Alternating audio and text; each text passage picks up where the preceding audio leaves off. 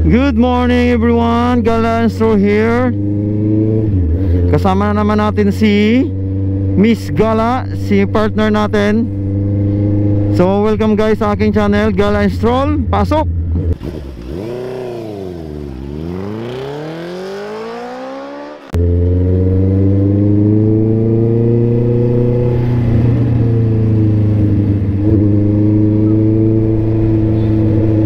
So ayun nga guys, no, bali tapos na yung bakasyon natin dito sa Negros. So ngayon guys ay uwi na tayo ng Manila. Woohoo! Natapos din sa wakas yung ating bakasyon kasama si partner.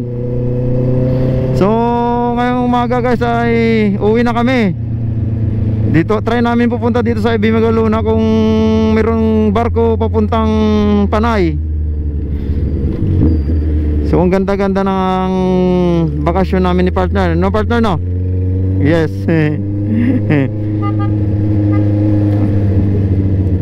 Damin daw namin napuntahan, sabi ni partner. Oo, marami daw kami napuntahan, maganda. Akalain nyo napunta pa kami ng Mindanao. So ngayon, no, mga kagala, no, balikwintahin natin ngayon para ma-idea naman ng lahat kung magkano mga gastos pauwi ng Negros. Pabalik ng Manila. Dito, pabalik na agad din, oh. Balik ko kwentahin natin guys yung gagastusin natin ngayon pauwi ng Manila simula rito sa Negros. Okay? Para may idea yung lahat. Hindi pa ako nagasolina dahil meron akong 4 bars. Kaya hindi muna ako maggagas. May 5 bars ba yan? Kaya kukwentahin natin simula maggas tayo hanggang sa barko. So ayan guys, para may idea kayo, okay? Para yung mga pauwi at saka magbabakasyon, ang gamit namin ngayon ay guys ay yung motor. Okay? Tingnan natin kung magkano mga gastos. Okay, let's go. So yung mga galaw, nandito na kami sa Sarabia. Ngayon i-try namin to kung ilang oras ang biyahe, tapos kung magkano pamasahe. Dito lang yan guys sa Ibimagaluna. Ang biyahe nito papanay. Hindi, try natin dito kasi first time namin kung sakali kung dito kami sasakay. Hindi pa namin alam eh. Nagtanong na kami kay sa tita ko na meron daw dito. Pero hindi ko lang alam kung magkano tsaka ilang oras.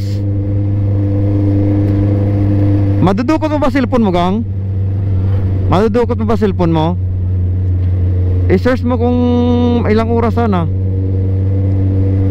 Oh.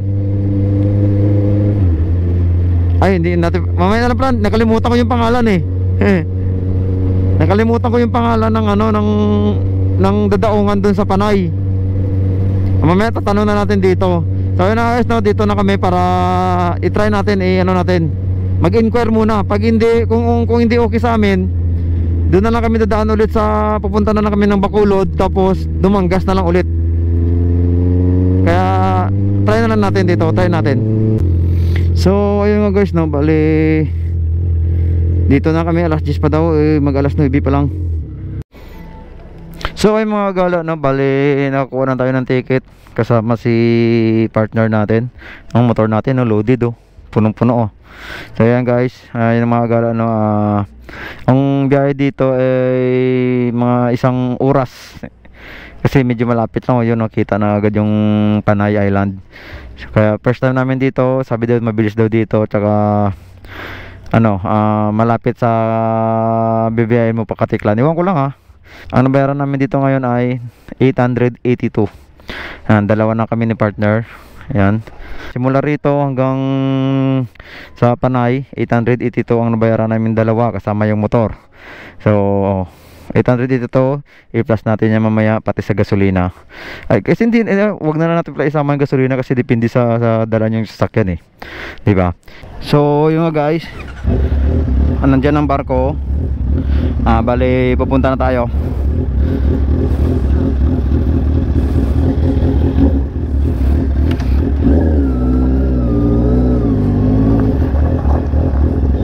Hindi pa nila na masyado na simento. So ayun mga gala, no, papasok na tayo sa barko. Medyo malayo-layo dito, tapos hindi pa simentado yung ano nila. Siguro sa mga ilang susunod na mga buwan, taon, baka sisimentuhin din to kasi ano na nakilala na siya Kaya ayun ang barko, medyo malaki din. Ayun ang barko, Mervic 2. Marami din sumasakay. Ang ganda din. Yung bagang din na natin ikunin Hindi na mawawala no. So ayan guys, nandito na kami. Oh, ganda.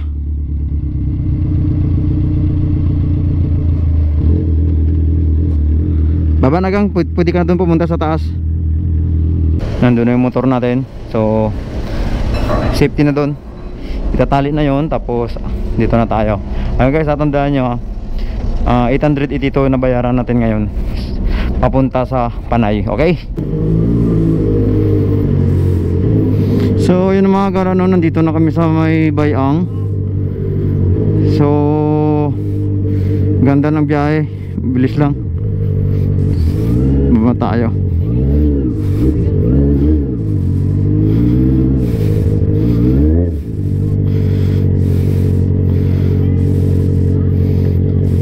Ayos. Kunin mo muna gloves ko. Pinatay pa yan? Pinatay pala yan Bali, biyahe na kami papuntang Katiklan. Ayos. Si partner nakatulog sa barko nakatulog sa barko. Ayun nga guys, napunta namin na Katiklan. Lumapag Lumakaw yung barko mga 11:30. So ngayon 11:30 na nga. Babiyahe kami ng 4 na oras papuntang Katiklan. So doon na naman tayo magkwentahan kung magkano ang Katiklan to Batangas. Okay? Ayun, naka 3 bars pa tayo. Okay pa to.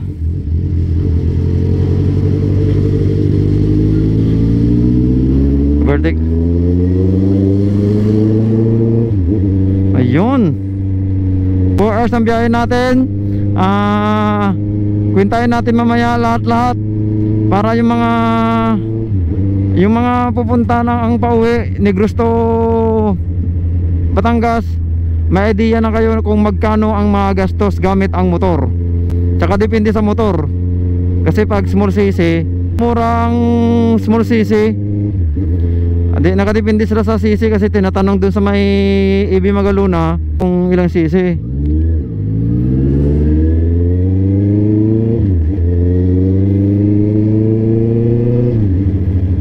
So ngayon wala pa tayong mapa dahil walang signal. Hindi natin alam kung hindi kasi bundok na to Ayun walang signal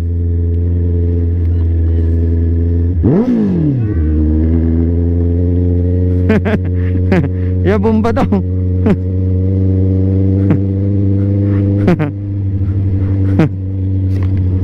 Nagibomba pa si kuya.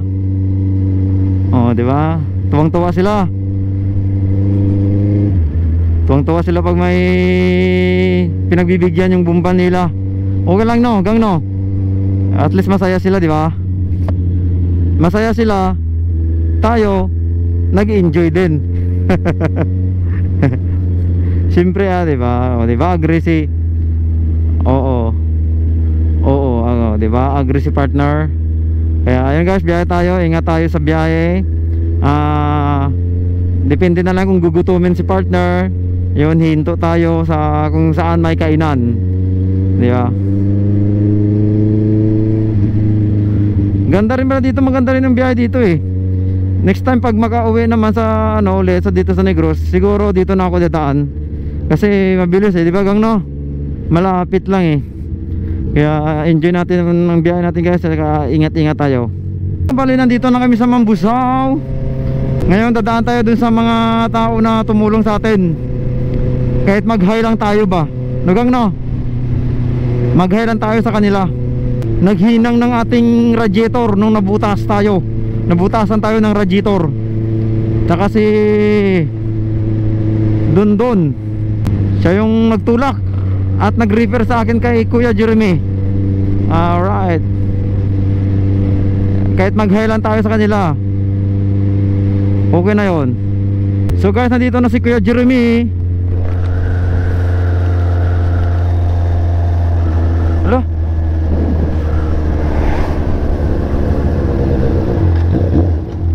Sarado. Naputol yung clutch. Ayun oh.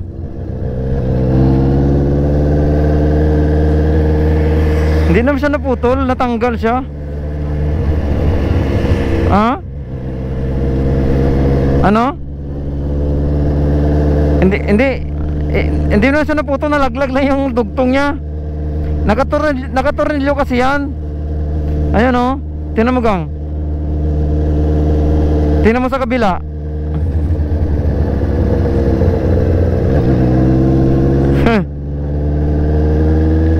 Hindi naman, kaya pwede pa to. Ayun, natanggal yung clutch natin gayo, yung extension nya, yung sa kabila. Ang sa clutch, ayun oh. Pero pwede pa naman.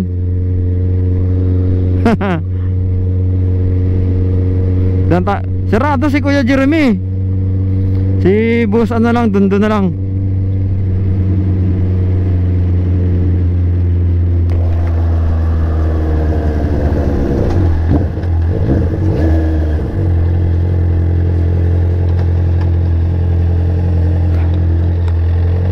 Wala.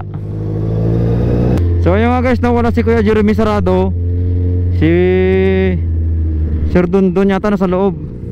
Kaya diretso na lang kami guys, kasi parang ang ano doon oh, ang kapal ng ulap doon, maulan.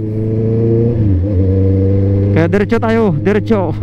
Next time na lang pag nandun sila. 38 minutes na lang guys, malapit na kami sa Katiklan. So ang oras ngayon ay makarating kami doon mga alas 4. Ngayon ang oras is nasa ano, alas 3:58. 3:58 ngayon guys.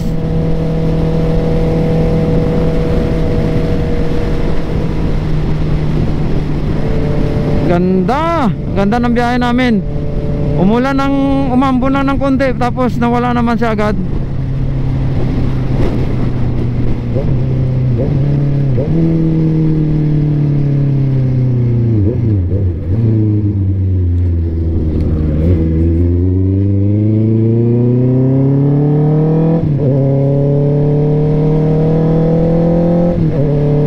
Ang ganda ng biyahe namin.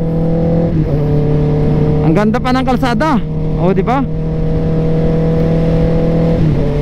Ayan, isang ilas na bundok na lang iaakyatin namin. Pagkatapos pagbaba ng bundok na yan, yun, Katiklan Port na.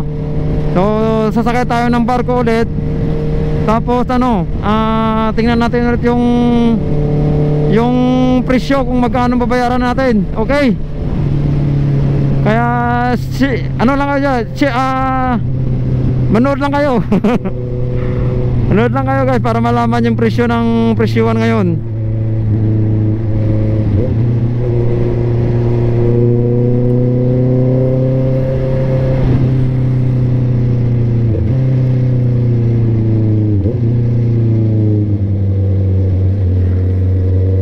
Ganda ng palikod dun ah.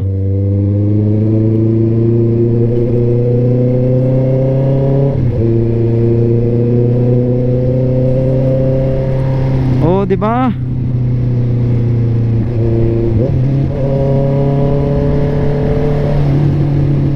Smooth ang biyahe namin ni partner ah.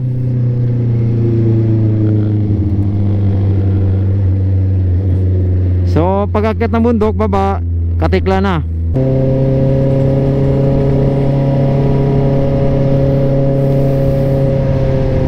Yan, dito na guys, nasa bundok na kami. Pagbaba nito guys, Katiklan na. Ngayon enjoy nyo muna ang view. Ayun o, dagat.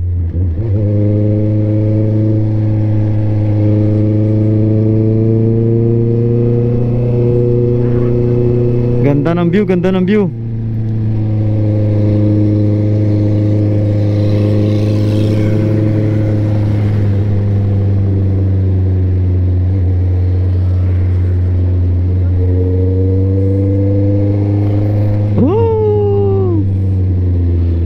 Ayan, ganda ng view guys. Ginagawa pang kalsada ang bundok kasi dito, kaya sinerado yung isang lane. Kaya one way lang muna. One way. One lane lang muna. Ayun o, naka-stop sila. Salitan ng salitan.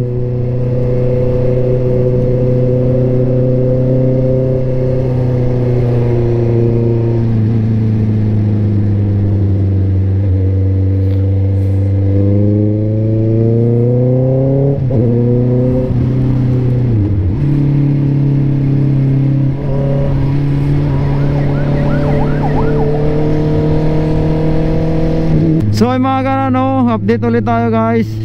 Nasa 4:24 na guys ng hapon. Bakit makakarating tayo dito ngayon sa port mismo, nasa 4:26. Kasi nandito na tayo guys sa Katiklan. Malapit na tayo. Ayan, dito na tayo guys sa wakas. Mga ilang oras din ang atin na drive.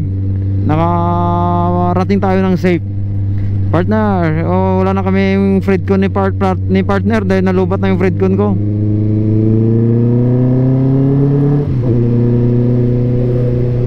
So dito ngayon pupunta kami sa Tugo. Bibili tayo ng ticket.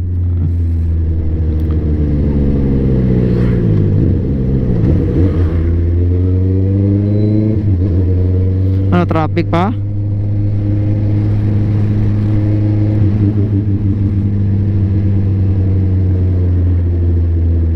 Uy, na-traffic pa.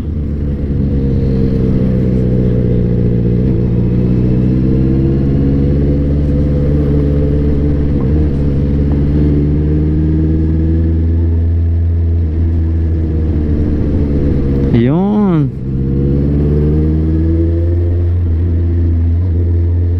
So yun mga karano, nagbabalik tayo. Bali, kwintahin na natin lahat ng nagastos natin. Una sa lahat dun pala sa Ibi Magaluna sa Negros, papuntang Panay. Ang nabayaran namin lahat doon, 870. Ayun, 870 pala. Bali, kasama na yung motor, tsaka dalawang pasahero kami ni partner. Bali, iba-iba kasi yung presyo guys. Bali, big bike kasi dala ko. May iba siguro ang presyo ng mga small cc na mga motor.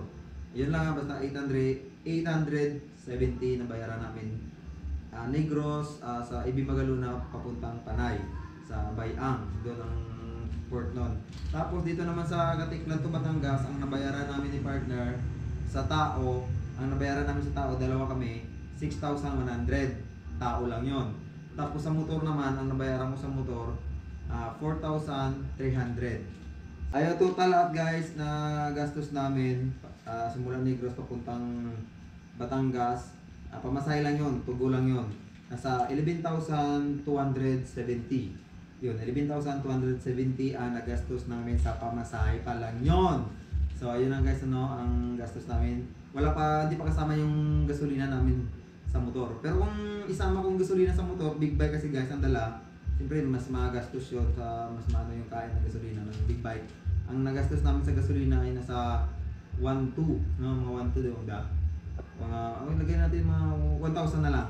Simula Negros sa amin doon, papunta rito sa Katiklan. So ayun lang guys, nagastos namin. Saka ang uuwi, yun lang magastos nyo, okay? 11,270. Okay, hanggang dito na lang guys. At sana subscribe kayo sa hindi pa na-subscribe. Tapos supportan nyo yung mga channel na maliliit katulad ko. Tsaka maraming salamat sa mga nanonood pa rin. Kaya hanggang dito na lang. Hanggang sa muli. Peace out.